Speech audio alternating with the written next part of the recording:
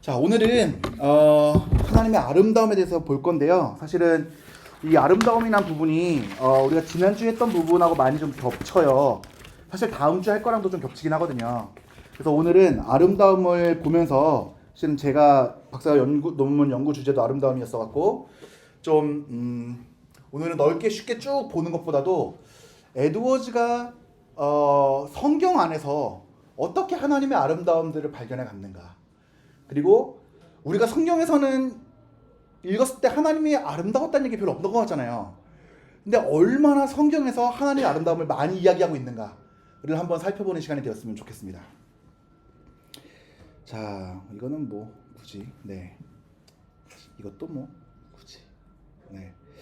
자, 이제 에드워즈 신학자들이 많이 있는데요. 그 중에서 이제 맥클리먼드라고 하는 사람도 많이 유명한 두꺼운 에드워즈 신학책을 쓴 분인데, 그분은 에드워즈가 아름다움을 하나님을 이해하는 근본, 하나님의 완전하심의 으뜸, 삼위일체 교리의 핵심, 자연세계를 특정짓는 측면, 회심현상의 기본, 성도의 삶에서 드러나는 것, 중생자와 비중생자의 마음의 차이를 드러내는 것이라고 했습니다. 그러면서 이전에 있던 어떠한 칼빈주의 저자들도 아름다움이라고 하는 주제에 이렇게 핵심적이고 중추적인 역할을 부여하지 않았다고 이야기하면서 에드워즈 목사님에게 이 아름다움이라고 하는 것이 얼마나 중요한 주제인가를 이야기합니다.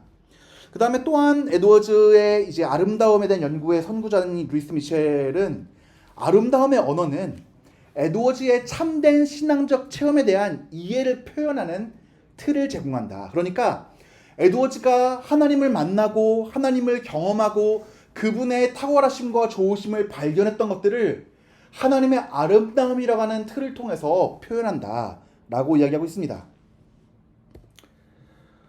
이제 에드워즈의 아름다움이라고 하는 것은 에드워즈가 아주 독특하게 표현하긴 했지만 에드워즈만 가지고 있던 생각은 아니었어요. 교회사 안에서는 이제 우리 아우구스티누스로부터 많은 영향을 받았습니다. 그래서 어거스틴은 하나님은 인간 존재가 추구하고 갈망하는 완전한 아름다움이시라고 이해했고요. 그 다음에 하나님의 아름다우심은 모든 존재하는 존재들의 존재해야 되는 원리다라고 이야기를 했습니다. 그리고 아름다움의 두 가지 차원, 하나는 하나님께로부터 기인된 참된 아름다움과 또 하나는 사람들이 아름답다고 여기는 아주 하찮은 아름다움, 두 가지 종류의 아름다움이 있다고 이야기를 했고, 그리고 삼위일체 각 위격의 아름다움과 사랑으로 연합되는 삼위일체 아름다움에 대해서 이야기를 했습니다. 에드워즈는 어거스틴이 이야기한 이러한 사랑과 아름다움에 대한 이해를 가지고 당시의 계몽주의 학자들이 이야기하는 방법론들을 차용을 해서 자신의 아름다움을 이야기를 합니다. 우리가 이거는 이제 지난 시간에 살펴보았던 건데 중요한 부분이니까 한 번 더 짧게 간략하게 지난 시간에 봤던 거는 언급만 하고 넘어갈게요. 윗부분은 안 보셔도 괜찮고요. 우리가 에드워즈의 아름다움을 이해하기 위해서 꼭 필요한 게 아름다움의 동의어들이에요. 우리가 아름답다라고 하는 것들이 어떻게 드러나는가? 가장 많이 사용하는 단어가 이 탁월함이에요. 하나님이 탁월하시다라는 것은 곧 하나님이 아름다우시다라는 거예요. 그 다음에 그 외에도 하나님이 만드신 피조 세계 가운데에서 아름답다는 것들이 균형, 비율, 조화, 그 다음에 동의, 연합, 그 다음에 하나님의 사랑을 받아서 혹은 하나님의 사랑의 본질로서, 아름다움의 본질로서 사랑, 영광, 거룩, 이러한 것들이 있습니다. 자, 우리가 지난주에도 이제 아름다움의 두 가지 측면이 있다고 말씀드렸어요. 하나는 1차적인 아름다움, 하나님의 가지고 계신 고유한 아름다움. 2차적인 아름다움, 하나님의 아름다움의 반영으로서 이 땅 가운데 펼쳐진 아름다움이라고 말씀을 드렸습니다. 그 정도만 살펴보고 이제 넘어가도록 할게요. 자, 그래서 에드워즈가 이렇게 아름다움에 대해서 이야기를 할 때 우리가 신앙감 전론을 보면서도 여러 번 이야기했던 것처럼 에드워즈 목사님은 당시에 하나님은 계시지만 우리와 소통하지 않으신다라고 주장하는 이신론자들로부터 참된 기독교 신앙을 가진 사람들을 지키고 보호해야 될 의무가 있었어요. 그게 당시의 신학자이자 목회자로서 에드워즈 목사님의 사명이었어요. 그래서 이 하나님의 아름다움 역시 하나님은 소통하시는 분이시고, 그래서 오늘은 아마 그 부분까지 못 다룰 것 같지만 하나님이 이 피조 세계를 창조하신 이유도 삼위 하나님 사이에서 누리는 그 아름다움의 사랑을 이 땅 가운데 발산하시고 소통하시고 드러내심으로써 이 피조 세계 가운데 아름다움을 만드시고 보시기에 좋았더라 라고 소통하시는 하나님이시다. 만드시고 유기하시는 분이 아니시라 지금도 우리와 함께 하시며 우리와 동행하시는 분이시다라는 것을 이야기하고 싶었습니다. 자, 그래서 앞으로 볼 때 이 위에 노을 지는 것 같은 색깔이 있는 거는 에드워즈의 철학적인 사유를 통해서 하나님의 아름다움을 본 것이고, 이렇게 파란 색깔은 에드워즈의 성경 해석을 보는 거예요. 지금부터 이제 에드워즈가 생각하는 아름다움에 대해서 한번 시작해 보도록 하겠습니다. 제 목표는 하나님의 아름다움만 다다뤄도 성공한다고 생각되고, 만약에 시간이 조금 더 가능할 것 같으면 제가 준비한 거는 구속사 아름다움까지 했는데 하나님의 아름다움만 다 해도 성공이라고 생각합니다. 자, 삼위일체 하나님의 아름다움을 이야기하기 위해서 에드워즈 목사님은 하나님의 복수성이 반드시 나타나야 된다고 이야기합니다. 하나님 복수성이 무엇입니까? 나는 진노하고 질투하는 여호와니 복수할 거야. 그 복수가 아니라 영어로 써놨죠. 플루럴리티. 한 개, 싱귤러가 아니라 플루럴, 여러 개라는 뜻이에요. 만일 하나님께서 자신에 대한 관념을 가지고 계신다면 진실로 이중성이 존재하실 것입니다. 만일 하나님께서 자신을 사랑하시고 그분 안에서 기뻐하신다면 진실로 삼중성이 존재하실 것입니다. 혼합될 수 없는 셋은 본질상 한 하나님이십니다 라고 이야기를 했습니다. 이게 뭔지는 이따가 성경을 해석하면서 좀 더 잘 말씀을 드릴게요. 그러면서 하나님은 탁월하신 분이세요. 아름다우신 분이세요. 근데 하나만으로는 탁월할 수가 없어요. 탁월하다고 할 때는 반드시 둘 이상이 필요해요. 왜냐하면 가장 중요한 이 아름다움의 개념 중에 하나가 동의, 우리말로는 둘 다 동의인데 이제 어그리먼트하고 컨센트인데 이것이 있을 수가 없기 때문이에요. 그렇기 때문에 복수성이 없는 존재에겐 탁월함이 있을 수가 없어요. 그래서 하나님께서는 새 위격으로 이루어지신 분이시라는 사실을 여기에서 이야기합니다. 그리고 이제 에드워즈 학자 중에 한 명은 이상현 박사는 하나님은 본질적으로 관계적이신데, 왜냐하면 에드워즈 관점에서 아름다움은 동의, 관계, 비례, 조화가 있어야 되기 때문이며 복수성이 없으면 관계가 없기 때문에 이 삼위일체의 관계 가운데에서 하나님의 아름다움이 나타난다 라고 이야기를 합니다. 그리고 이걸 근거를 성경적으로 찾아봅니다. 자, 우리가 하나님에는 여러 가지 이름이 있어요. 그 중에 하나가 엘로힘입니다. 이 엘로힘이란 단어는 알라라고 하는 신이라고 하는 하나님이라고 하는 단수로부터 유래된 복수의 단어예요. 그렇기 때문에 이 엘로힘이라는 단어로부터 에드워즈 목사님은 창조의 위대한 계획과 설계로서 삼위일체의 이 새 위격이 창세기 3장에서 창조라는 놀라운 사실을 펼쳐가면서 영원한 구속의 계약에 있듯이 함께 연합되어 있다는 것이 이 엘로힘이라고 하는 하나님을 칭하는 단어로부터 유래했다라고 이야기를 합니다. 그래서 이 엘로힘은 이 엘 혹은 알 이것의 복수형으로서 아브람, 사레가 H를 집어넣어 갖고 이름이 바뀐 것처럼 거기다가 에라고 하는 것을 삽입함으로써 그 하나님의 이름을 바꾸셨다는 거예요. 그래서 그리고 또한 창세기 3장 22절을 보게 되면 하나님이 자기 자신에 대해서 이야기를 하실 때 보라 그가 우리 중 하나가 되었다라고 말씀하시면서 복수성을 가진 존재라는 것을 드러낸다는 거예요. 당시의 사람들 중에서 이렇게 반론하는 사람들이 있었습니다. 이 엘로힘의 복수적인 의미는 아니 하나님은 한 분이신데 어떻게 그렇게 얘기하냐, 다른 천사나 탁월한 피조물들을 이야기하는 거다라고 말하는 사람들에 대해서 아니다. 창세기 3장 22절에서 하나님은 스스로를 우리라고 말씀하셨으며 3장 5절에서 뱀은 하나님을 복수성으로 이야기하면서 이 복수적인 개념을 하나님께 돌린다. 근데 어떻게 이 엘로힘이라고 하는 단어가 하나님이 아닌 다른 걸 가리킬 수 있겠느냐라고 이야기를 합니다. 그래서 이 엘로힘이라는 단어는 근데 그 단어만 보았을 때는 이게 확실한데 정말 맞나 싶은데, 우리가 영어 공부를 할 때 정말 중요하게 이야기하는 것 중에 하나가 무엇입니까? 처음에 주어와 서술어의 수의 일치예요. 단수의 명사를 사용하면 단수의 서술어 동사를 사용해야 되고요. 그 다음에 복수의 명사를 사용하게 되면 복수의 동사를 사용해야 됩니다. 히브리어도 마찬가지예요. 이 엘로힘이라는 단어가 창세기 20장 13절에서 하나님이 나로 아버지 집을 떠나게 하셨을 때 라고 했을 때에는, 여기서 이제 떠나게 하셨을 때가 방황하게 만들다라는 의미인데 그게 히스그누예요. 근데 이것도 복수형 동사예요. 이렇게 수가 일치되는 개념을 보았을 때 하나님을 스스로를 엘로힘이라고 하시면서 복수의 단어를 사용한 것은 의도적인 것이고, 그거는 이러한 성경의 동사와 같이 쓰이는 걸 보았을 때에도 하나님을 스스로 복수적인 개념을 두시는 것과 맞다라고 이야기하는 것이죠.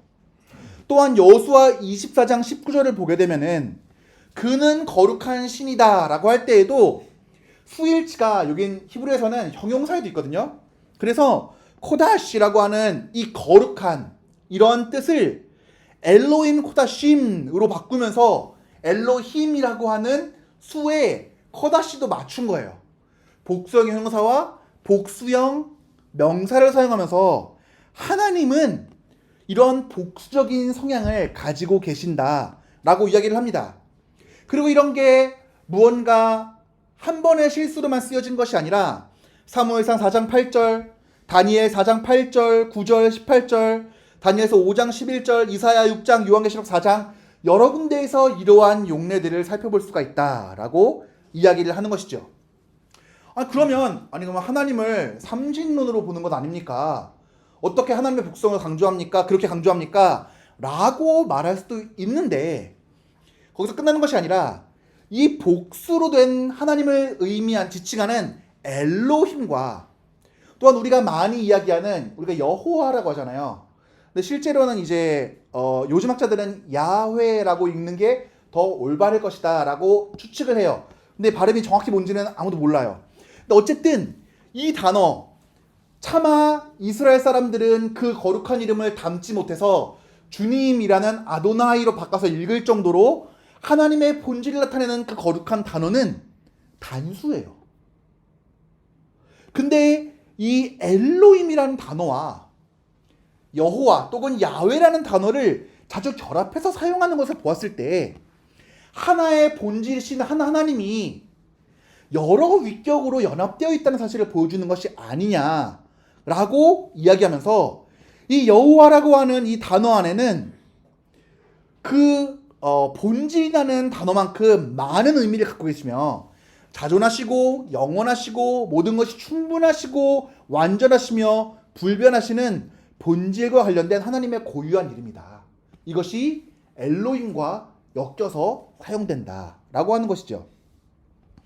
그래서 이제 신명기 6장 4절을 보면서도 엘로힘과 여호와를 함께 쓰는 것을 보면서 이제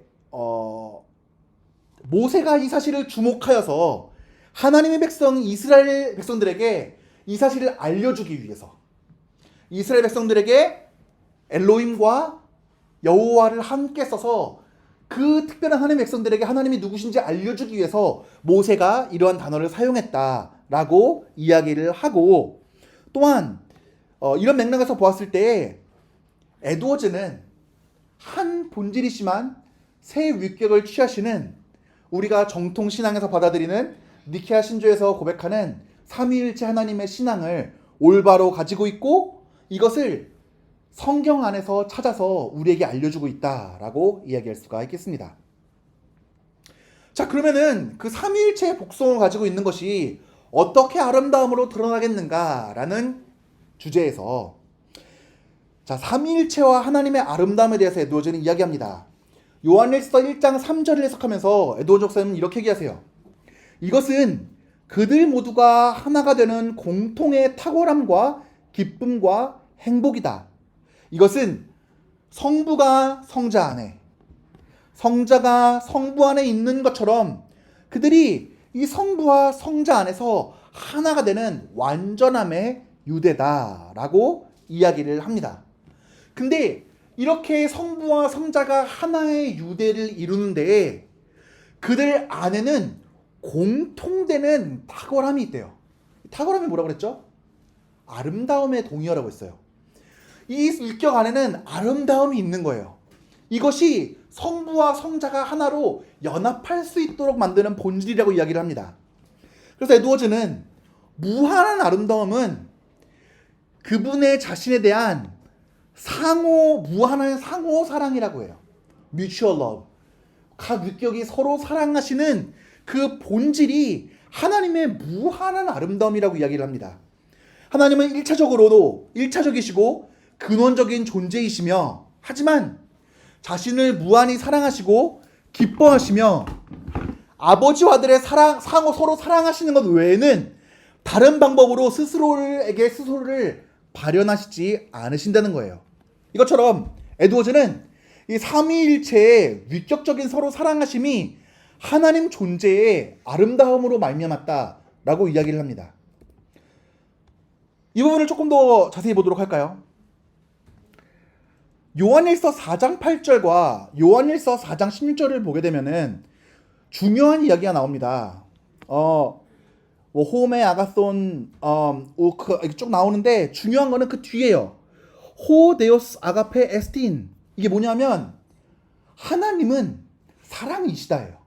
하나님이랑 사랑을 동격으로 봐요. 우리가 영어로 볼 때도 이 에스틴이 비동사 같은 거거든요. 우리가 뭐는 뭐다라고 할 때 is나 are를 쓰면은 두 개를 동격으로 보잖아요. 하나님은 사랑이라고 보는 거예요. 그리고 그 뒤에 요한일서 4장 16절에서도 마찬가지예요. 하나님을 사랑으로 봐요. 근데 이렇게 이야기하면서 에드워즈는 성경에서 하나님께서 삼위께서 하나님이라고 말하는 속성은 하나님의 이성인 로고스와 하나님의 사랑인 아가페에서는 외에는 다른 걸 찾아볼 수가 없다라고 이야기를 합니다. 그러니까 뭐냐면은 세 위격이 계세요.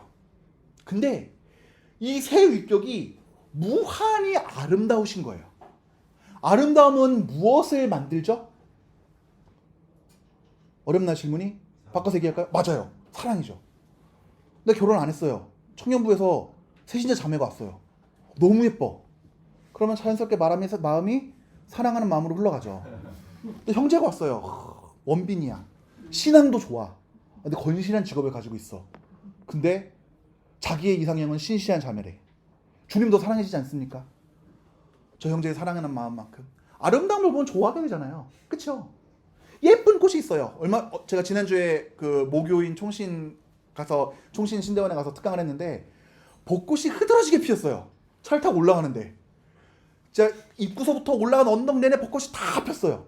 오죽하면 우리 강대훈 목사님 강의하시는 반에서는 교수님한테 수업 시간 좀 일찍 끝내달라고 사진 좀 찍게 해가지고 수업을 좀 일찍 끝내고 나가서 학생들이 사진을 찍을 정도로 예쁘게 폈어요. 그 아름다움을 보면서 무슨 마음이 느낍니까? 아우 더러운 꽃잎들 청소 어떻게 해야 돼? 가 아니라 와 진짜 예쁘다. 하얀색 꽃잎들이 막 떨어지는 거 보면서 진짜 꽃에 비가 내리는 것 같다. 너무 아름다운 사랑의 마음을 느끼지 않습니까? 근데 그 사랑이 그냥 좀 예쁜 벚꽃잎이 아니라 무한한 아름다움이에요. 새 위격이. 근데 그것은 하나님의 새 위격 외에는 다른 어떤 곳에서도 찾아볼 수가 없는 무한하고 완벽한 아름다움이에요. 이것이 새 위격을 완벽한 사랑으로 하나로 이끈다는 거예요. 그래서 이 타고난 아름다움 때문에 새 위격의 하나님이 사랑으로 하나로 묶이신다는 거예요. 하나님은 본질상 사랑이시라는 거예요. 본질상 사랑이신 한 하나님이 새 위격의 아름다움으로 서로를 사랑하신다. 이게 삼위일체의 상호 사랑과 하나님의 아름다움입니다. 자, 에드워즈가 말하는 하나님의 아름다움에 대해서 조금 더 자세히 한번 살펴보도록 하겠습니다. 성부 하나님이 어떤 분이신가에 대해서 에드워즈는 제1의 기원이 없으시고 홀로 계셨고 가장 절대적인 방법으로, 그러니까 누구에게도 의존하지 않고 홀로 존재하시는 하나님이시다. 존재 제1의 무한한 탁월성을 가지신 직접적인 있음이시다. 철학으로는 이게 실유라고 하는데 직접적인 있음이시다. 무한하시고 보편적이시고 모든 것을 포괄하시는 실유이시기 때문에 가장 탁월한 존재이실 수밖에 없다. 그리고 영원 전부터 자기 스스로를 누리시고 무한하게 행복하신 분이 성부 하나님이시다라고 이야기를 합니다. 하나님이 자신을 즐거워하시는 가운데 누리시는 하나님의 무한한 행복은 하나님 스스로의 탁월하신 본질과 완전성을 완전하게 보시고 완전하게 즐거워하시고 완전하게 누리시는 것으로부터 비롯된다라고 이야기합니다. 우리가 인간의 지식 있잖아요. 우리가 아는 것. 그것은 하나님이 우리에게 허락해 주신 거예요. 우리의 지식의 원형은 하나님이에요. 그렇기 때문에 에드워즈는 하나님의 지식은 인간의 지식처럼 관념을 매개로 한다고 해요. 근데 우리는 우리의 관념은, 우리의 아이디어는 불완전해요. 그래서 우리의 지식도 불완전해요. 근데 하나님은 그 관념에 있어서도 완전하세요. 지식도 완전하세요. 전지하신 분이세요. 그렇기 때문에 하나님이 스스로에 대해서 가지시는 관념은 하나님과 동일한 본질, 동일한 완전성, 동일한 실체를 가지세요.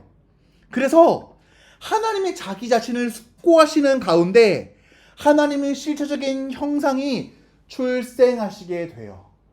이게 누굴까요? 어떻게 하셨어요? 되게 어려운 건데. 와, 대단하십니다. 그게 예수 그리스도예요. 이게 무슨 얘기예요? 어떻게 예수님이 태어나요? 아니에요. 우리 개혁신학은 이야기합니다. 성자는 성부로부터 출생하시고 그리고 성령은 성자와 성부로부터 발출하신다. 이게 우리가 믿는 개혁신학의 기본 근본 조항이에요. 양보할 수 없는 신앙의 원리예요. 근데 우리의 이해로는 다 이해할 수가 없어요. 왜냐하면 그거는 시간이라는 것 자체가 만들어지기 전에 있었기 때문에 하나님이 우리에게 인간의 이해에 맞춰서 우리에게 주신 지식이지만 이거는 하나님을 완전하게 이야기하는 것이 아니에요. 그래서 그분은 시간이 만들어지기 전에 영원 전부터 늘 함께 계셨고 영원토록 함께 계신 하나님이세요. 근데 논리적으로 살펴보았을 때 그 하나님의 완전하신 관념이 자신과 동일한 본질과 완전성과 실체를 가지시고 성자 예수 그리스도로 출생하시게 된 겁니다. 그렇기 때문에 직접적으로 존재하신 하나님이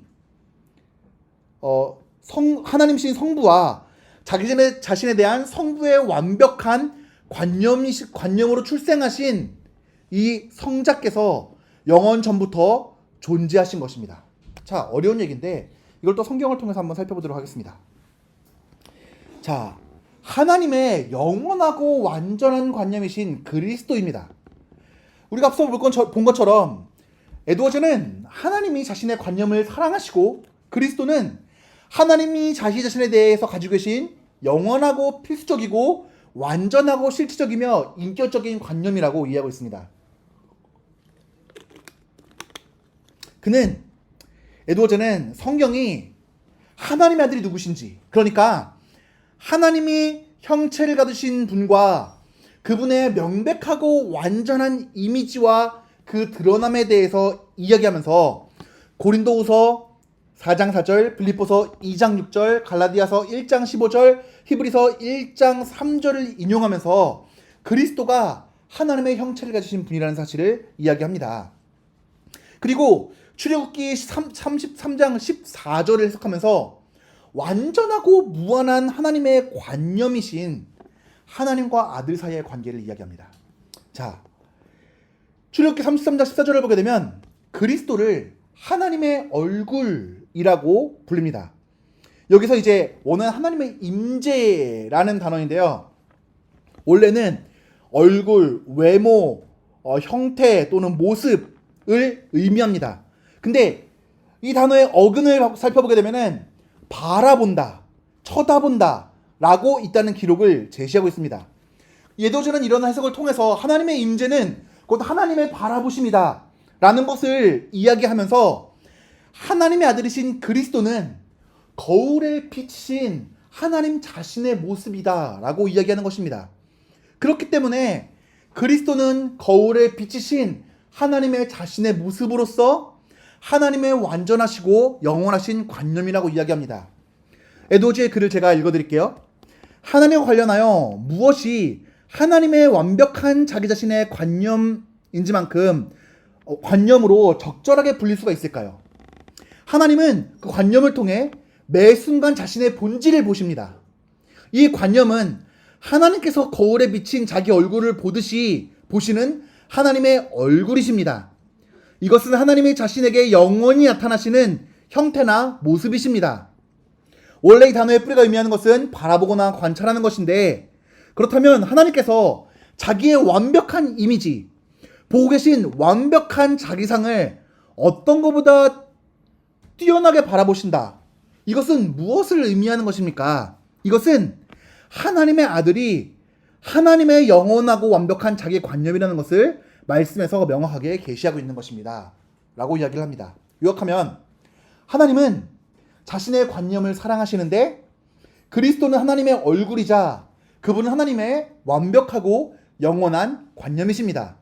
그러므로 아버지는 그분의 완벽한 관념인 아들을 사랑하십니다. 왜냐하면 자기는 완벽히 아름다우세요. 하나님은 무한하게 탁월하세요. 근데 예수 그리스도가 그분을 거울에 비친 자기의 본질을 바라보는 것이래요. 그렇다면 예수 그리스도를 바라볼 때 자기의 본질을 보는 것이라면 그분의 무한한 아름다움을 보지 않겠습니까? 그렇기 때문에 하나님의 무한한 아름다움은 자기 자신에 대한 무한한 상호 사랑이기 때문에 하나님이 완전하신 관념이신 예수 그리스도를 바라보시는 것도 그분의 완전한 아름다움을 바라보고 사랑하시는 것, 이 하나님의 상호 사랑을 의미하는 것이라고 이야기를 합니다. 근데 성경에서는 훨씬 더 수많은 구절들에서 성령 하나님께서 그 삼위의 사랑이시라고 이야기를 해요. 이 개념은 원래 어거스틴으로부터 온 거거든요. 어거스틴은 뭐라고 얘기하냐면은 삼위일체를 성부는 사랑하시는 분이에요. 더 러버예요. 그리고 성자는 사랑을 받으시는 분이에요. 하나님이 사랑하시는 그 사랑, 자기 자신의 본질을 사랑하심으로써 보여주신 사랑의 표현으로서 사랑을 받으시는 분이에요. 성경에서 또 하나님이 성자께서 얼마나 하나님의 사랑을 받으시는지가 많이 나오잖아요. 근데 성령을 그 사랑을 묶는 밴드 오브 러브예요. 혹은 사랑 그 자체예요. 사랑을 하시는 분과 사랑을 받으시는 성자 사이에 그 사랑의 묶음을 성령으로 보거든요. 이 사랑하신 성령에 대해서 에드워즈는 성경의 수많은 구절들에서 이 사실을 발견하면서 증거합니다. 에드워즈는 잠언 8장 30절 내가 날마다 그의 즐거움이 되어 항상 그 앞에서 즐거워하였다. 이걸 해석하면서 성령에 대해서 논의하는데 성령은 하나님의 신성의 본질적이고 영원하면서 가장 완벽한 행위이시다. 하나님이 자기 관념, 성자를 사랑하시면서 생겨난 디비니티, 신성이시다. 또한 성부와 성자가 서로를 사랑하고 기뻐하는 사이에서 무한히 거룩하고 신성한 에너지가 발생하는데 그것이 성령이시다 라고 이야기를 합니다. 그래서 이 하나님의 본질이 사랑이다 라는 걸 밝히면서 이 사랑이 곧 성령이라는 것을 여러 가지 구절을 통해 증명할 수 있다고 밝힙니다. 자, 사랑이신 성령에 대해서 한번 보도록 할게요. 우리 성령 하면 가장 먼저 떠오르는 게 비둘기 아닙니까? 그래서 아가서 1장 15절, 2장 14절, 4장 1절, 5장 2절, 5장 12절, 6장 9절 등에서 이 비둘기라고 하는 것은 뭐냐 하면 새 중에서 비둘기만이 순수함과 사랑의 상징이기 때문에 희생제물로 바쳐질 수 있다는 거예요. 다른 새들은 바쳐질 수가 없습니다. 따라서 이 상징은 하나님이 받으실 만한 존재라는 거예요. 그렇기 때문에 성령은 하나님이 받으실 만한 사랑의 존재라고 이해해야 된다고 이야기합니다. 뿐만 아니라 우리가 왜 성령이 비둘기라고 제일 많이 이야기합니까? 마태복음 3장 17절에서 예수님께서 세례 요한에게 세례를 받으실 때 성령이 비둘기의 모양으로 내려오셨다고 이야기하지 않습니까? 그것이 성부와 성자의 무한한 사랑의 표현으로서 성령이 비둘기처럼 내려왔다라고 이야기를 합니다. 또한 창세기 1장 2절을 이제 해석을 하면서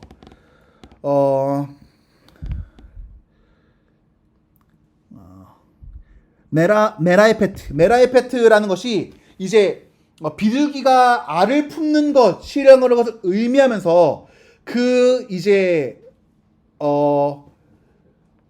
그 단어와 어근 자체가 모두 사랑을 의미한다라고 이야기를 하면서 이 비둘기가 알을 품는 것 자체가 사랑을 의미하는 것이다 라고 이야기를 합니다. 또한 사랑이신 성령에 대한 은유들 중에 두 번째는 여러 가지 부어지고 흘려지고 호흡하는 존재들로서, 그러니까 이제 물이라든지 기름이라든지 바람 같은 것, 그 중에서 이제 기름과 물 두 가지를 한번 살펴보도록 할게요. 성령은 여러 군데서 물, 때로는 불, 숨, 바람, 기름, 포도주, 샘, 강 이렇게 비유되는데, 기름에는 두 가지 측면이 있어요. 우리가 보통 흘려지는 기름을 이야기할 때 감람류, 올리브유를 이야기합니다. 이 감람나무는, 올리브나무는 사랑과 평화를 상징합니다. 예를 들어서 끔찍한 심판, 노아의 홍수의 심판 때에 비둘기는 그 홍수의 심판이 끝나가는 것을 뭘 통해 알려주냐면 이 올리브잎, 감람잎을 물고 와서 이 심판이 끝났다는 것을 보여줍니다. 이것을 통해서 그 올리브 나무는 하나님의 사랑과 선의를 드러내는 것이라고 이야기를 합니다. 또한 올리브유, 감람유가 하는 중요한 역할이 무엇입니까? 왕이나 제사장이나 선지자가 기름 부음을 받을 때 붓는 것이잖아요. 거룩한 이 성유, 기름은 성령의 주요한 타입으로서 맛과 향도 뛰어나고 그 부을 때 하나님이 특별히 구별하셔서 사용하신다는 것을 보여주시는 거예요. 메시아란 단어의 원래 뜻이 무엇입니까? 기름 부음 받은 자잖아요. 하나님의 사랑을, 하나님의 구별하심을 보여준다는 것이에요. 또 물이라고 하는 것을 볼 때 성령이 많이 이 물이라는 것으로 표현됩니다. 시편 36편 7절에서 9절을 보게 되면 성령이 하나님의 사랑임을 드러냅니다. 거기서 이제 킹제임스 성경, 에드워즈는 킹제임스 성경을 봤거든요. 근데 거기서 이제 풍성이 만족하다라고 쓰여 있는 것이 풍성한 물을 의미하는 것이다 라고 해석을 합니다. 또한 귀한 사랑의 친절, 하나님의 집에 기름진 것, 그의 기쁨의 강, 생명샘의 물, 하나님의 빛, 이 모든 표현들이 하나님의 사랑인 성령을 나타내는 것이라고 이야기를 하고요. 계시록 22장에 하나님과 어린 양의 보좌로부터 나오는 생명수의 강, 이것이 에스겔 47장의 생명수와 생명 주는 물의 강, 이것이 동일하게 성령을 나타내는 것이라고 이야기합니다. 또한 요한복음 7장 38, 39절에서 생수의 강이 성령을 가리키면서 또한 요한복음 4장 14절도 같은 교훈을 준다고 이야기를 합니다.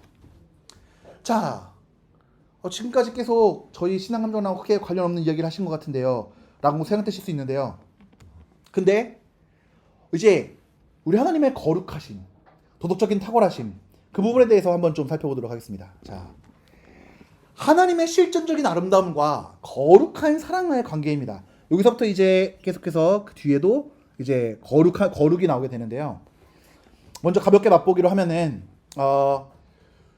킹제임스 번역에 보면은 아가페라는 단어가 체리티라고 번역되었어요. 자선이라는 뜻이거든요. 근데 이제 에드워즈는 자기가 제일 애정했던 번역본이 킹제임스 버전이었음에도 불구하고 이것은 체리티가 아니라 러브라고 번역되는 것이 옳다라고 이야기를 합니다.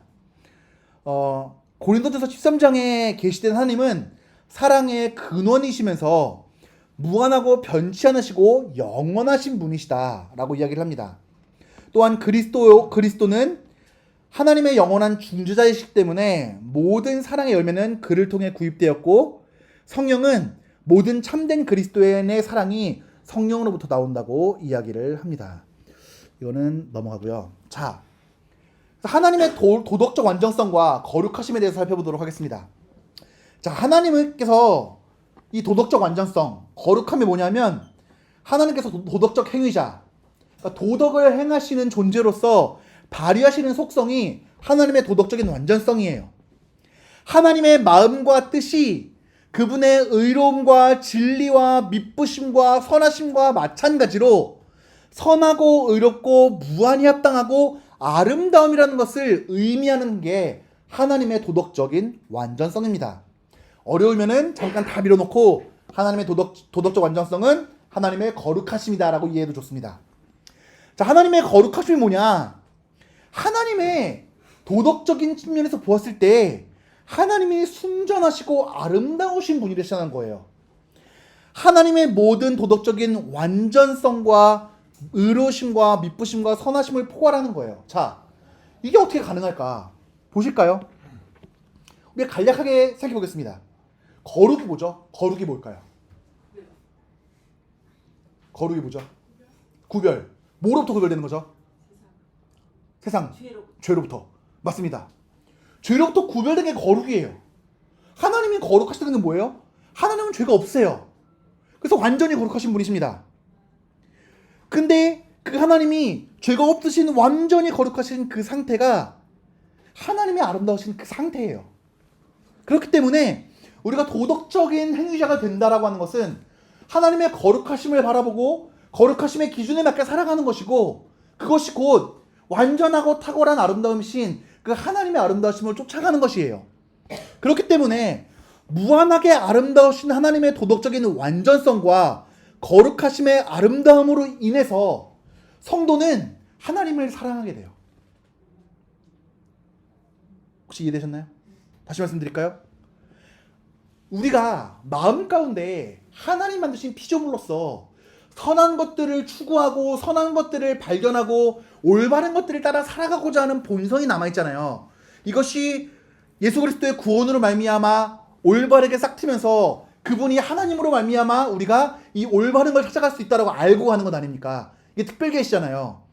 근데 성도가 하나님을 사랑하게 되는 게 내가 이렇게 추구하는 온전하고 완전하고 깨끗한 그 거룩하심과 도덕적인 완전함이 하나님께 있으면 발견하는 거예요. 그러니까 예를 들어보세요. 내가 예쁜 옷을 입고 있었는데 똥이 많이 묻었어요. 옷이 막 해졌어요. 찢어졌어요. 싫잖아요. 근데 뭘 하기를 원합니까? 깨끗해지기를 원할 거 아니에요. 손에서 이렇게 이것저것 만지다가 더러운 게 많이 묻었어요. 깨끗해지고 싶어지잖아요. 그 깨끗해지고 싶어하는 마음이 우리가 도덕적으로 죄 가운데 살아가요. 근데 회심하고 깨달았어요. 나는 이런 존재가 아니라는 걸. 하나님 만드신 나라는 존재는 거룩해져가는 성도고 거룩함을 추구해야 되는 존재예요. 근데 세상에 죄 가운데 더러져 있어요. 나는 아름답지 않아요. 추해요. 악해요. 근데 하나님을 바라봐요. 그리스도의 구속을 바라봐요. 성령의 역사하심을 바라봐요. 그 가운데에서 완전한 깨끗함과 완전한 밝음과 완전한 선을 바라봐요. 그리고 진짜 거룩이 무엇인지를 보는 거예요. 그리고 나도 그렇게 살아가고 싶다. 그것을 추구하고 바라는 마음이 생기는데 하나님을 향한 사랑이라는 거예요. 그걸 에드워즈가 지금 하나님의 도덕적인 완전하심과 거룩하심과 성도의 사랑이 어떻게 연결되는지를 이야기하는 것입니다. 자, 거룩하심과 사랑. 어떤 존재가 거룩하지 않고 전능하다면, 거룩하지 않고 전지하다면 사랑스러울 수 있을까요? 그런데 사랑스러울 수가 없습니다. 악해요. 능력이 있는데 마음대로 행해요. 그러니까 제사 드린 거 아니에요, 옛날에. 그 강이 진노해서 이게 범람하고 하늘이 진노해서 비를 안 내릴 때 왜 기우제를 드리고 왜 그 범람하는 강 앞에서 제사를 드렸습니까? 이방의 제사의 근본은 뭐냐면요, 삐진 거 달래는 거예요. 이게 기독교 신앙하고 큰 차이거든요. 이방 신들의 제사의 원형은 이 신이 뭐가 삔또가 상한 거예요. 그래갖고 어이씨 너네 요즘에 좀 소원해? 맛 좀 봐라. 그리고 팍 때리는 거예요. 그러면은 잘못했어요. 그래서 우리 교제할 때도 이제 자매가 삐지거나 형제가 뭐 하면은 꽃도 사가지고 가서 안겨주고 조각 케이크도 사다가 입에 넣어주고 커피도 사서 넣어주고 뭐 선물로 막 갖고 싶다고 하던 형제들 막 시계도 한번 사서 선물도 해줘보고 애교도 부려보고 하면서 달래잖아요. 근데 그런 존재를 만약에 전능하다고 한다면 참된 신으로 사랑할 수 있을까요? 없지요. 그냥 비위 맞춰서 내가 잘 되길 바랄 뿐이에요. 그 신을 향한 완전한 사랑 같은 건 존재할 수가 없어요. 찬양을 받을 수도 없어요. 무서워할 수야 있겠죠. 제가 경외의 본질이 뭐라고 그랬죠? 두려움과 사랑이라고 했잖아요. 이건 이방 신들 가운데 있을 수가 없는 것이거든요. 그래서 하나님을 향한 참된 사랑은 하나님의 다른 어떤 본성보다도 그분의 거룩하심을 기뻐하는 것으로부터 시작됩니다. 왜냐하면 거룩함 없이는 어떤 본성도 아름다울 수가 없기 때문입니다. 그래서 하나님이 백성이 아름다운 이유도 은혜로 말미암아 우리가 거룩해졌기 때문에 아름다운 것이고, 기독교 신앙이 아름다운 이유도 기독교 신앙이 거룩하기 때문이고, 성경이 탁월한 이유도 성경이 거룩한 하나님의 말씀이기 때문에 탁월한 것입니다. 이것이 우리의 신앙의 본질이 어떻게 거룩과 연결되어 있는지를 보여주는 것입니다. 자, 이걸 성경에서 한번 내용들을 찾아보도록 하겠습니다. 도덕적 탁월함의 아름다움과 달콤함을 위해 거룩한 것을 사모하는 것이 모든 정서의 첫 시작이자 샘물이다 라고 이야기합니다. 그리고 시편 29편 2편 2절, 69편 9절, 110편 3절을 통해서 에드워즈는 거룩함은 독특한 방식의 하나님의 본성의 아름다움이라고 이야기를 합니다. 자, 이게 삼위일체의 세 위격으로 나눠서 한번 이야기를 해보도록 할게요. 먼저 성부 하나님의 아름다움이십니다. 자, 우리 천국이 어떤 곳이죠? 천국을 표현할 수 있는 수많은 말들이 있을 거예요. 뭐 정금으로 길이 깔려져 있고 생명나무가 있는 곳, 뭐 죽어서 우리가 성도들이 가는 곳 다 얘기할 수 있지만, 천국의 본질을 딱 꿰뚫는 한마디를 하자면은 사랑의 나라입니다. 천국은 사랑의 나라예요. 사랑이 넘치는 복된 사회예요. 근데 천국이 사랑의 나라가 될 수 있는 이유는 거룩하게 하시는 하나님이 무한하게 영광스러우시며 사랑스러우시기 때문이고, 그분이 천국에 계시기 때문이에요. 그리고 하나님은 그분의 영광과 탁월하심으로 모든 피조물들에게 무한히 찬양받으셔야 되며, 그 탁월함은 그분의 거룩하심으로 말미암았다고 이야기를 합니다. 그리고 거룩함은 하나님의 본성의 무한한 아름다움이자 사랑스러움이라고 시편 89편 6편을 통해서 에드워즈는 이야기합니다. 그리고 거룩함은 피조물들이 도달할 수 있는 가장 높은 종류의 탁월함이 맞습니다. 그래서 하나님께서도 내가 거룩하니 너희도 거룩하라라고 말씀하십니다. 근데 하나님은 이러한 거룩함과는 아예 차원이 다르게 무한히 거룩하시고 무한히 높으시며 조금도 더러움과 오염이 없으시고 어둠이 섞이지 않은 빛이시며 모든 것 위에 죄를 미워하시는 분이세요. 왜냐하면 이것은 하나님의 본성에 반하는 것이기 때문이라고 이야기합니다. 마지막으로 하나님의 거룩하심은 이스라엘 사람들에게 이방 신들과 구별되는 속성이며, 그분의 피조물에게 영원한 기쁨을 심어주시고 영원히 칭송될 속성이라고 다니엘서 4장 말씀을 통해서 에드워즈는 이야기합니다. 자, 성자 하나님의 거룩한 아름다움은 어떻게 드러날까요? 예수 그리스도의 사랑스러움과 아름다움은 그분의 거룩함에서 비롯되는데, 예수 그리스도를 표현하는 말들을 보게 되면 사도행전 3장 14정에 거룩하고 의로우니, 사도행전 4장 27절에 하나님께서 기름 부으신 거룩한 종, 그리고 계시록 3장 7절에 거룩하고 진실하사 다윗의 열쇠를 가지신 이가 그리스도라고 이야기를 합니다. 그리고 복음이 우리가 아름답다고 이야기를 합니다. 근데 복음이 아름다운 이유가 무엇입니까? 그것이 거룩한 복음이기 때문입니다. 그럼 복음은 왜 거룩할까요? 그것은 하나님과 예수 그리스도의 거룩한 아름다움이 복음에서 드러나기 때문인데, 예수 그리스도가 우리를 구속하신 그 구원의 길이 거룩함. 구속의 본질이 무엇입니까? 크게 보면 두 가지죠. 하나는 하나님과 화목하기 위함이고, 하나님과 화목하면 어떻게 이루어질 수 있습니까?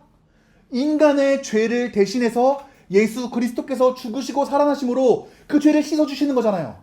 죄가 씻겨나가고 죄가 없는 상태가 무엇입니까? 거룩이에요. 예수 그리스도의 죽으심과 구속의 사역은 하나님의 거룩하심을 향해 나아가는 길이에요. 그렇기 때문에 그리스도의 이 구속사역은 아름답기 때문에 복음이 아름답다고 이야기를 하는 것입니다. 그리고 그리스도의 인성과 신성의 아름다우심도 그분의 거룩하심으로 연결되고, 그분의 인성의 아름다우심은 그분의 신성의 본질의 그림자인 아름다움이라고 이야기를 합니다.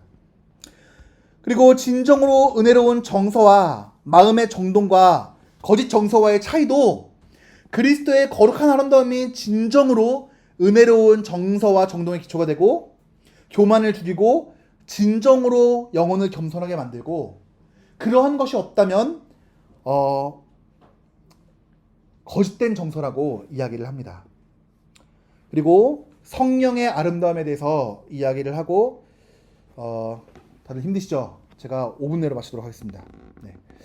성령의 아름다움을 보게 되면은 로마서 1장 4절을 보게 돼도 에드워즈는 거기서 이제 성령을 거룩함의 영이라고 이야기를 합니다. 그러면서 성령, 홀리고스트, 홀리스피릿이잖아요. 이 거룩이란 홀리라는 표현 자체가 삼위일체의 세 위격 중에 성령만이 거룩하시다 이게 아니라 성령이 개념적으로 하나님의 거룩하심 그 자체다 라는 것을 보여준다 라고 로마서 1장 4절에 해석하면서 그렇게 얘기합니다. 성령은 거룩함 그 자체이십니다. 하나님 안에서는 하나님의 거룩하심이고 피조물 안에서는 피조물의 거룩하심이 되십니다. 요한복음 3장 6절을 보게 되면 육에서 난 것은 육으로 영에서 난 것은 영인이라고 이야기하는데, 여기서 육과 영은 서로 대립되는 것을 이야기합니다.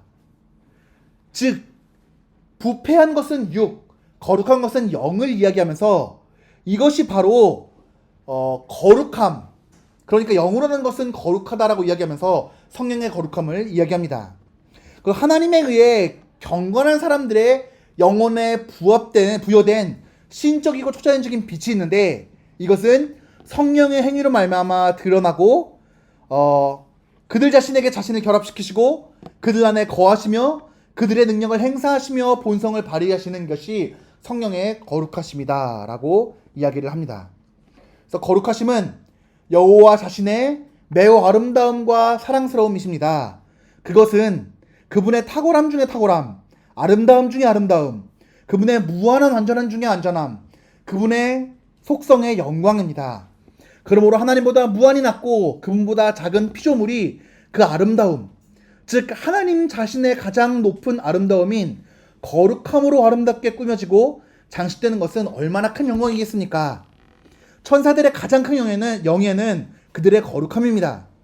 하나님이 천사들이나 피조물을 자기의 모습대로 만드신 것도 놀라운 일이지만 더 경이로운 것은 하나님이 혐오스럽고 가증한 죄인들을 거룩하게 하셔서 자기 자신과 같이 만드신다는 것입니다.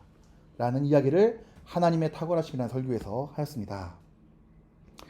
자, 마지막으로 그 외의 거룩함과 아름다움에 대해서는 여러 가지 성경 이야기들이 있는데 이런 것들이 있습니다. 네. 자, 결론입니다. 하나님의 아름다우심은 그분의 탁월하심과 거룩하심과 영광을 의미합니다. 그리고 하나님의 도덕적인 완전성은 그분의 거룩하심을 의미하고, 그분의 거룩하심과 도덕적인 완전하심은 하나님의 아름다우심을 의미합니다.